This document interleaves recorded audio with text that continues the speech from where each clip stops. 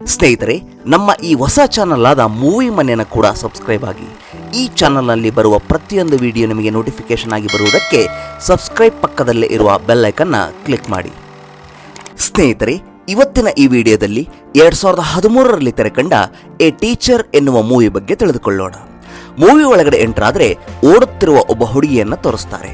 ಅವಳ ಹೆಸರು ಆಸಿಸ್. ಇವಳು ಒಂದು ಹೈಸ್ಕೂಲ್ನಲ್ಲಿ ಟೀಚರ್ ಆಗಿ ಕೆಲಸ ಮಾಡ್ತಾ ಇರ್ತಾಳೆ. ಆ ಸ್ಕೂಲ್ನಲ್ಲಿ ಇರುವ ಎಲ್ಲ ಸ್ಟೂಡೆಂಟ್ಸ್ ಟೀನೇಜ್ನಲ್ಲಿರುವವರೇ ಇರ್ತಾರೆ.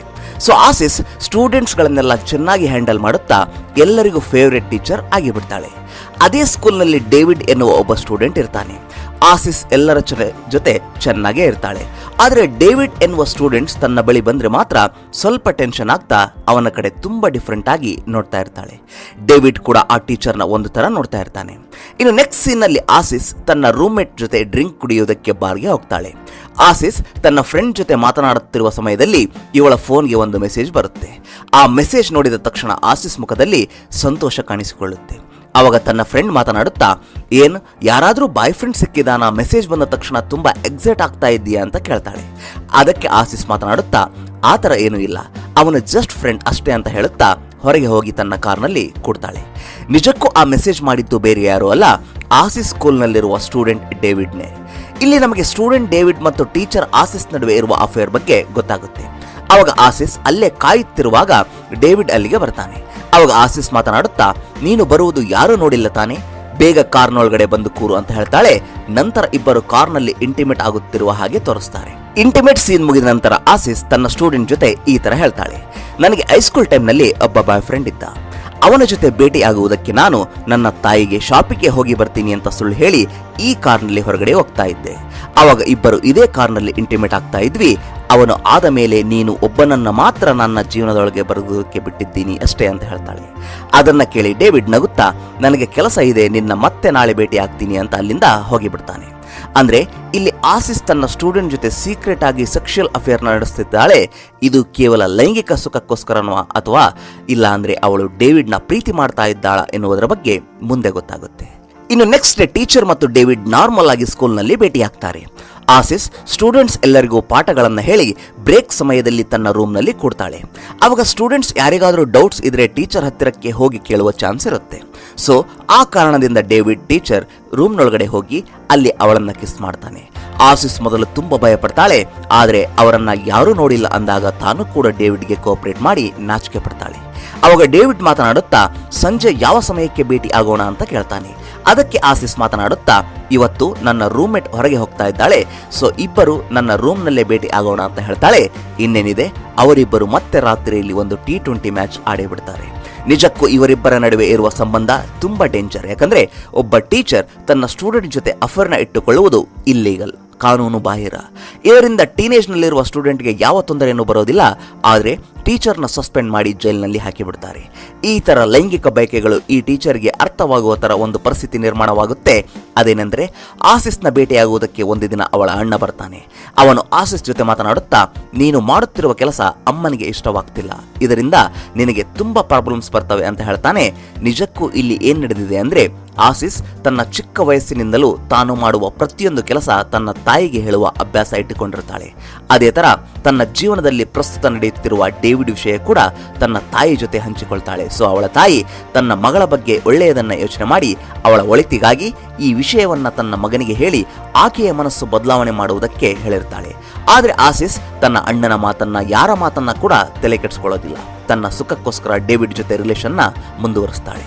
ಒಂದು ದಿನ ಡೇವಿಡ್ಗೆ ಆಸಿಸ್ನ ಭೇಟಿಯಾಗುವುದಕ್ಕೆ ಆಗೋದಿಲ್ಲ. ಆವಾಗ ಡೇವಿಡ್ ಆಸಿಸ್ಗೆ ಫೋನ್ನ ಮಾಡಿ ಬಟ್ಟೆ ಇಲ್ಲದ ಕೆಲವು ಫೋಟೋಸ್ನ ಕಳಿಸು, ಇವತ್ತಿಗೆ ಅವುಗಳನ್ನ ನೋಡ್ತಾ ಮಲ್ಕೊಳ್ತೀನಿ ಅಂತ ಹೇಳ್ತಾನೆ.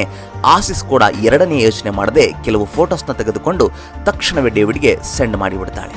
ಇನ್ನು ನೆಕ್ಸ್ಟ್ ಡೇ ಆಸಿಸ್ ಸ್ಕೂಲ್ಗೆ ಬರುವಷ್ಟರಲ್ಲಿ ಸ್ಕೂಲ್ ಎಲ್ಲ ಬಿಸಿ ಬಿಸಿ ಆಗಿರುತ್ತೆ. ಅವಾಗ ಆಸಿಸ್ ಹತ್ತಿರಕ್ಕೆ ಒಬ್ಬ ಟೀಚರ್ ಬಂದು ಈ ತರ ಹೇಳ್ತಾಳೆ, ಹೊಸದಾಗಿ ಜಾಯಿನ್ ಆಗಿರುವ ಒಬ್ಬ ಸ್ಟೂಡೆಂಟ್ ತನ್ನ ಬ್ಯಾಚ್ ಹುಡುಗಿಯನ್ನ ನಗ್ನವಾಗಿ ಫೋಟೋಸ್ನ ತೆಗೆದು ಅವುಗಳನ್ನ ನೋಟಿಸ್ ಬೋರ್ಡ್ಗೆ ಅಂಟಿಸಿದ್ದಾನೆ. ಈ ವಿಷಯ ಪ್ರಿನ್ಸಿಪಾಲ್ಗೆ ಗೊತ್ತಾಗಿ ತುಂಬ ಕೋಪದಲ್ಲಿ ಇದ್ದಾರೆ. ಆ ಸ್ಟೂಡೆಂಟ್ಗೋಸ್ಕರ ಫ್ರೆಶ್ ಆಗಿ ಜಾಯ್ನ್ ಆಗಿರುವ ಎಲ್ಲರ ಫೋನ್ ಚೆಕ್ ಮಾಡ್ತಾರೆ ಅಂತ ಹೇಳ್ತಾಳೆ. ಆ ಮಾತು ಕೇಳಿದ ತಕ್ಷಣ ಆಸಿಸ್ಗೆ ಬೆವರಿಳೆಯಲು ಸ್ಟಾರ್ಟ್ ಆಗುತ್ತೆ. ಒಂದು ವೇಳೆ ನಾನು ಕಳಿಸಿರುವ ಫೋಟೋಸ್ ಕೂಡ ಡೇವಿಡ್ ಯಾರಿಗಾದರೂ ಶೇರ್ ಮಾಡಿದ್ದಾನೋ ಅಂತ ಭಯಪಟ್ಟು ಸ್ಕೂಲ್ ಮುಗಿದ ನಂತರ ಅವನನ್ನ ಭೇಟಿಯಾಗಿ ನಾನು ಕಳಿಸಿರುವ ಫೋಟೋಸ್ನ ಡಿಲೀಟ್ ಮಾಡು ಅಂತ ಹೇಳ್ತಾಳೆ. ಅವಾಗ ಡೇವಿಡ್ ಆಸಿಸ್ ಜೊತೆ ನೀನೇನು ಟೆನ್ಷನ್ ಬೀಳಬೇಡ, ನಾನು ಆ ತರಹದ ಹುಚ್ಚು ಸಾಹಸ ಕೆಲಸಗಳನ್ನ ಮಾಡೋದಿಲ್ಲ ಅಂತ ಅವಳ ಮುಂದೇನೆ ಅವಳ ನಗ್ನ ಫೋಟೋಸ್ ಎಲ್ಲವನ್ನ ಡಿಲೀಟ್ ಮಾಡಿಬಿಡ್ತಾನೆ. ಇಲ್ಲಿಂದ ಇವರಿಬ್ಬರ ಸಂಬಂಧ ಪ್ರೀತಿ ಮತ್ತು ಭಯದ ನಡುವೆ ಕನ್ಫ್ಯೂಷನ್ ಸ್ಟೇಟ್ ಒಳಗಡೆ ಹೋಗಿಬಿಡುತ್ತೆ. ಸ್ಕೂಲ್ನಲ್ಲಿ ಕೂಡ ಇಬ್ಬರು ಮಾತನಾಡುವುದು ಮತ್ತು ಮೇಟ್ ಮಾಡುವುದು ಕಡಿಮೆ ಮಾಡಿಬಿಡ್ತಾರೆ. ಇನ್ನು ನೆಕ್ಸ್ಟ್ ಸೀನ್ನಲ್ಲಿ ಡೇವಿಡ್ಗೆ ತನ್ನ ಕ್ಲಾಸ್ನಲ್ಲಿ ಒಬ್ಬ ಹುಡುಗಿ ತುಂಬಾ ಕ್ಲೋಸ್ ಆಗ್ತಾಳೆ. ಅಂದಿನಿಂದ ಡೇವಿಡ್ ಆ ಹುಡುಗಿ ಪಕ್ಕದಲ್ಲೇ ಕೂಡ್ತಾನೆ. ಹಾಗೆ ಪ್ರತಿದಿನ ಅವಳ ಜೊತೆ ಪಬ್ಗೆ ಹೋಗಿ ಎಂಜಾಯ್ ಮಾಡ್ತಾ ಇರ್ತಾನೆ. ಇದನ್ನೆಲ್ಲ ಆಸಿಸ್ ದೂರದಿಂದ ಗಮನಿಸ್ತಾ ಇರ್ತಾಳೆ. ಅಲ್ಲಿಯವರೆಗೂ ತನ್ನ ಜೊತೆ ಇರುವ ಡೇವಿಡ್ ಇನ್ನೊಬ್ಬ ಹುಡುಗಿ ಜೊತೆ ಕೂಡಿ ಈ ತರ ಮಾಡುವುದು ಆಸಿಸ್ಗೆ ಸ್ವಲ್ಪವೂ ಇಷ್ಟವಾಗೋದಿಲ್ಲ. ಸೊ ಆಸಿಸ್ ಮತ್ತೆ ಡೇವಿಡ್ ಜೊತೆ ಭೇಟಿ ಆಗ್ತಾಳೆ. ಈ ಬಾರಿ ಇಬ್ಬರಿಗೂ ಯಾರಿಗೂ ಕಾಣಿಸದೆ ಇಬ್ಬರು ದೂರ ಹೋಗಿ ಎಂಜಾಯ್ ಮಾಡಬೇಕಂತ ಅನ್ಕೊಳ್ತಾರೆ. ಆದ್ದರಿಂದ ಸ್ಕೂಲ್ಗೆ ರಜೆ ಹಾಕಿ ಊರಿಗೆ ಕೊನೆಯಲ್ಲಿ ಇರುವ ಡೇವಿಡ್ ಅವರ ಫಾರ್ಮ್ ಹೌಸ್ಗೆ ಹೋಗ್ತಾರೆ. ಅಲ್ಲಿ ಯಾರೂ ಇಲ್ಲ, ಇವರಿಬ್ಬರೇ ಇರ್ತಾರೆ. ಆವಾಗ ಡೇವಿಡ್ ಆಸಿಸ್ನ ಹತ್ತಿರಕ್ಕೆ ಕರೆದುಕೊಂಡು ಅವಳ ಜೊತೆ ಇಂಟಿಮೇಟ್ ಆಗ್ತಾನೆ. ಆಸಿಸ್ನ ಕೂಡ ಇಲ್ಲಿ ತಡೆಯುವುದಕ್ಕೆ ಆಗೋದಿಲ್ಲ, ಯಾರಿಂದನೂ ಸಾಧ್ಯ ಇಲ್ಲ. ಇನ್ನು ಅವಳಿಗೆ ಯಾವ ಭಯ ಇಲ್ಲದೆ ತುಂಬಾ ಎಕ್ಸ್ಟ್ರೀಮ್ ಆಗಿ ಡೇವಿಡ್ ಜೊತೆ ಇಂಟಿಮೇಟ್ ಆಗ್ತಾಳೆ. ಕರೆಕ್ಟ್ ಆಗಿ ಅದೇ ಸಮಯಕ್ಕೆ ಒಬ್ಬ ವ್ಯಕ್ತಿ ಆ ಫಾರ್ಮ್ ಹೌಸ್ಗೆ ಬಂದು ಡೋರ್ನ ಹೊಡಿತಾನೆ. ಆ ಶಬ್ದಕ್ಕೆ ಆಸಿಸ್ ಎದೆಯ ವೇಗ ಲಬ್ ಡಬ್ ಅಂತ ಹೊಡೆದುಕೊಳ್ಳಲು ಸ್ಟಾರ್ಟ್ ಆಗುತ್ತೆ. ಇದೇನು ಇಲ್ಲಿ ಯಾರೂ ಇರೋದಿಲ್ಲ ಅಂತ ಹೇಳಿದ್ದೀಯಾ? ನಿನ್ನ ಮಾತು ಕೇಳಿ ಇಷ್ಟು ದೂರ ಬಂದಿದ್ದೀನಿ. ಇವಾಗ ಯಾರಾದರೂ ನನ್ನ ಜೊತೆ ನಿನ್ನನ್ನು ನೋಡಿಬಿಟ್ಟರೆ ನನ್ನ ಜೀವನವೇ ಹಾಳಾಗಿ ಹೋಗಿಬಿಡುತ್ತೆ ಅಂತ ಭಯಪಟ್ಟು ಬಾತ್ರೂಮ್ನೊಳಗಡೆ ಹೋಗಿ ಬಚ್ಚಿಟ್ಕೊಳ್ತಾಳೆ. ಇಷ್ಟರಲ್ಲಿ ಡೇವಿಡ್ ಕದ ತೆಗೆದು ನೋಡುವಷ್ಟರಲ್ಲಿ ಅಲ್ಲಿ ಅವರ ಫಾರ್ಮ್ ಹೌಸ್ನ ನೋಡಿಕೊಳ್ಳುವ ಕೆಲಸದವನು ಇರ್ತಾನೆ. ಅವನು ಡೇವಿಡ್ ಜೊತೆ ಮಾತನಾಡುತ್ತಾ, ನೀವು ಒಬ್ಬ ಹುಡುಗಿಯನ್ನ ಕಾರ್ನಲ್ಲಿ ಕರೆದುಕೊಂಡು ಬಂದಿರುವುದನ್ನು ನಾನು ನೋಡಿದ್ದೀನಿ, ನಿಮಗೆ ಏನಾದರೂ ಅವಶ್ಯಕತೆ ಇದ್ರೆ ಹೇಳಿ ಅಂತ ಹೇಳ್ತಾನೆ. ಅವಾಗ ಡೇವಿಡ್, ನಾನು ಇಲ್ಲಿಗೆ ಬಂದಿರುವ ವಿಷಯದ ಬಗ್ಗೆ ನನ್ನ ತಂದೆಗೆ ಹೇಳಬೇಡ ಅಂತ ಅವನನ್ನ ಅಲ್ಲಿಂದ ಕಳಿಸಿಬಿಡ್ತಾನೆ. ಆಸಿಸ್ಗೆ ಮಾತ್ರ ಎದೆಯಲ್ಲಿನ ಭಯ ಹಾಗೇ ಉಳಿದು ಬಿಡುತ್ತೆ. ಒಂದು ವೇಳೆ ನಾನು ಸಿಕ್ಕಿ ಹಾಕಿಕೊಂಡಿದ್ದರೆ ನನ್ನ ಪರಿಸ್ಥಿತಿ ಏನು ಅಂತ ಭಯಪಡಲು ಸ್ಟಾರ್ಟ್ ಮಾಡ್ತಾಳೆ. ಇನ್ನೊಂದು ಕಡೆ ಡೇವಿಡ್ ಮಾತ್ರ ತುಂಬಾ ಕೂಲಾಗಿ ಇದ್ದು ಸ್ಕೂಲ್ಗೆ ಹೋಗಿ ಎಂಜಾಯ್ ಮಾಡ್ತಾನೆ.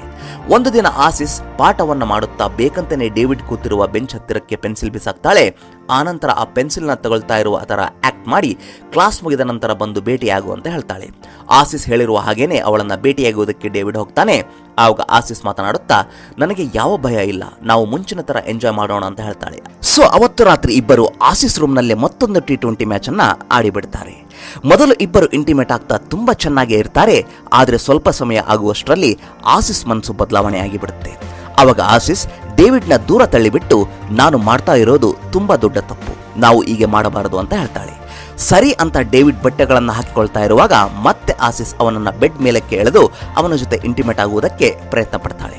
ಅವಾಗ ಡೇವಿಡ್ಗೆ ಕೋಪ ಬಂದು, ಒಂದು ಸಾರಿ ಬೇಡ ಅಂತೀಯಾ, ಇನ್ನೊಂದು ಸಲ ಬೇಕು ಅಂತೀಯಾ, ಮೆಂಟಲ್ ಆಗಿದ್ದೀಯಾ, ನೀನು ಏನು ಮಾಡ್ತಾ ಇದ್ದೀಯಾ, ನಿನಗಾದರೂ ಗೊತ್ತಿದೇನಾ ಅಂತ ಕೂಗಾಡ್ತಾನೆ. ಹಾಗೆ ತಕ್ಷಣವೇ ಬಟ್ಟೆಗಳನ್ನು ಹಾಕಿಕೊಂಡು ಡೇವಿಡ್ ಅಲ್ಲಿಂದ ಹೋಗಿಬಿಡ್ತಾನೆ. ಆಸಿಸ್ ಕೂಡ ಡೇವಿಡ್ ಹಿಂದೆನೆ ಫಾಲೋ ಆಗ್ತಾ ಅವನ ಮನೆಗೆ ಹೋಗಿಬಿಡ್ತಾಳೆ. ಅವರ ಮನೆ ಕಿಟಕಿಯಿಂದ ಡೇವಿಡ್ನ ಕರೆದು ಹೊರಗೆ ಬಾ ಅಂತ ಅಂತಾಳೆ. ಅವನು ಕೂಡ ತುಂಬಾ ಕೂಲಾಗಿ ಅವಳು ಯಾರೋ ಗೊತ್ತಿಲ್ಲ ಎನ್ನುವ ತರ ಹೊರಗೆ ಬರ್ತಾನೆ. ಅವಾಗ ಆಸಿಸ್ ಅವನ ಜೊತೆ ಈ ತರ ಹೇಳ್ತಾಳೆ, ಬರುವ ವರ್ಷ ನಿನಗೆ ಹೈಸ್ಕೂಲ್ ಮುಗಿಯುತ್ತೆ, ಅವಾಗ ನಿನಗೆ ಮೇಜರ್ ವಯಸ್ಸು ಬರುತ್ತೆ, ನಾವಿಬ್ಬರು ಒಂದಾಗಿ ಇದ್ರೂ ಯಾರು ಏನು ಮಾಡೋದಿಲ್ಲ, ಅಲ್ಲಿಯವರೆಗೂ ನಮ್ಮ ಸಂಬಂಧ ತುಂಬಾ ಸೀಕ್ರೆಟ್ ಆಗಿ ಮೇಂಟೈನ್ ಮಾಡೋಣ ಅಂತ ಹೇಳ್ತಾಳೆ. ಅದಕ್ಕೆ ಡೇವಿಡ್ ಮಾತನಾಡುತ್ತಾ, ನಮ್ಮ ಅಪ್ಪ ಕೆಳಗಡೆ ಬರ್ತಿದ್ದಾನೆ, ನಮ್ಮನ್ನ ಹೀಗೆ ನೋಡಿದ್ರೆ ನನಗೇನು ಆಗೋದಿಲ್ಲ, ಆದರೆ ನಿನಗೆ ತುಂಬಾ ತೊಂದರೆ ಆಗುತ್ತೆ, ಅದಕ್ಕೆ ಇಲ್ಲಿಂದ ಹೋಗಿಬಿಡು ಅಂತ ಹೇಳ್ತಾನೆ. ಇಷ್ಟರಲ್ಲಿ ಡೇವಿಡ್ ಅವರ ತಂದೆ ಕೆಳಗಡೆ ಬರ್ತಾರೆ. ಅವರನ್ನ ನೋಡಿ ಆಸಿಸ್ ಅಲ್ಲಿಂದ ಓಡಿ ಹೋಗಿಬಿಡ್ತಾಳೆ. ಇದು ನಡೆದಿರುವ ದಿನ ಆಸಿಸ್ ಸ್ಕೂಲ್ಗೆ ಹೋಗೋದಿಲ್ಲ. ಆದರೆ ಅಲ್ಲಿಗೆ ಅವಳ ಫೋನ್ಗೆ 2 ವಾಯ್ಸ್ ಮೆಸೇಜ್ ಬರ್ತವೆ. ಆ ಮೆಸೇಜ್ ಓಪನ್ ಮಾಡಿದರೆ ಹೇಗಿರುತ್ತೆ, ಸ್ಕೂಲ್ನಲ್ಲಿ ಒಂದು ಪ್ರಾಬ್ಲಮ್ ಬಂದಿದೆ, ನಿನ್ನ ಮೇಲೆ ಡೇವಿಡ್ ಎನ್ನುವ ಸ್ಟೂಡೆಂಟ್ ತಂದೆ ಕಂಪ್ಲೇಂಟ್ನ ಕೊಟ್ಟಿದ್ದಾರೆ, ನೀವು ಇಲ್ಲಿಗೆ ಈ ತಕ್ಷಣ ಬನ್ನಿ ಮಾತನಾಡಬೇಕು ಅಂತ ಹೇಳ್ತಾರೆ. ಆ ಮೆಸೇಜ್ ಕೇಳಿದ ತಕ್ಷಣ ಆಸಿಸ್ ಅಳುತ್ತಾ ಮಂಚದ ಮೇಲೆ ಮಲಗಿ ಬಿಡ್ತಾಳೆ. ಆ ಥರ ಈ ಮೂವಿ ಎಂಡ್ ಆಗಿಬಿಡುತ್ತೆ. ಸ್ನೇಹಿತರೆ, ಎಂಡಿಂಗ್ನಲ್ಲಿ ಏನು ನಡೆದಿದೆ ಅಂದರೆ, ಡೇವಿಡ್ ಒಬ್ಬ ಟೀನೇಜ್ ಹುಡುಗ. ಅವನು ಅಲ್ಲಿಯವರೆಗೂ ಯಾವ ತೊಂದರೆ ಇಲ್ಲದೆ ಆಸಿಸ್ನ ಬಳಸಿಕೊಂಡು ಬಿಟ್ಟಿದ್ದಾನೆ.